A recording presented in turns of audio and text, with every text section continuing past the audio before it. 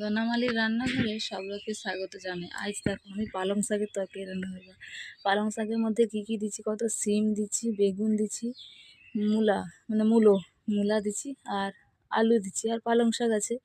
এই রান্নাটা করবা, ঠিক আছে। এই যে মশলা দিচ্ছি, এর মধ্যে আছে দেখো সরষা, লঙ্কা, জিরা বাটা, একটা আদা, টমেটো, পেঁয়াজ, আর তেজপাতা, আর শুকনো লঙ্কা। অবশ্যই আমি টমেটোটা ইউজ করবো না, কারণ এই যে শালগমের তরকারি রান্না করবো মানে ওলকপি, তার জন্য টমেটো কাটছি।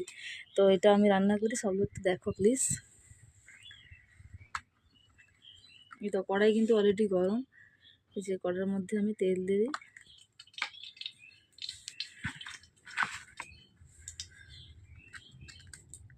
যে একটা শুকনো লঙ্কা, ওসব ফাটার ভয় রয়, এই জন্য খুন্তি দিয়ে কাটিয়ে দিলে মানে ভালো হয়। এই যে শুকনো লঙ্কাটা আমার ভালোভাবে হয়েছে। এবার এই যে 5 ফোড়ন,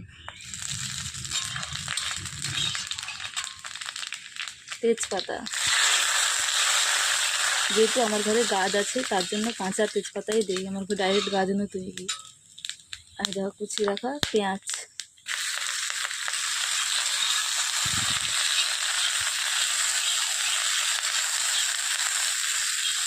আমি কিন্তু পেঁয়াজটা বেশি ভাজবো না, হালকাই ভাজবো। এই যে দেখো পেঁয়াজটা কিন্তু আর ভাজবো না, এইভাবেই ভাজবো।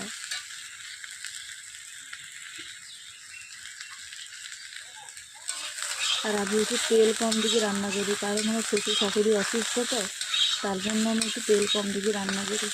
এই যে দেখো পেঁয়াজটা কিন্তু বেশি ভালো ভাজা হয়নি, এই যে এইভাবে জাস্ট, আর ভাজবো না। এবার যে ধুয়ে রাখা সবজিগুলো সেগুলো সব দিয়ে দেবে এর মধ্যে।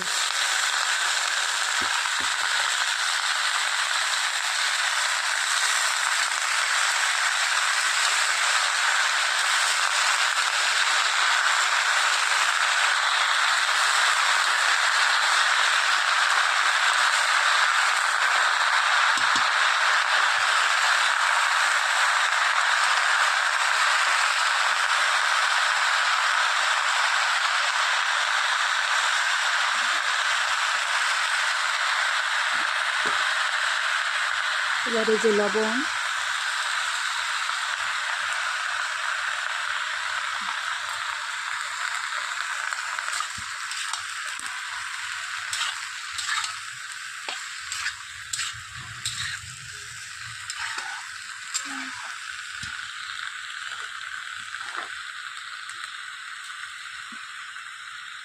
হলুদ,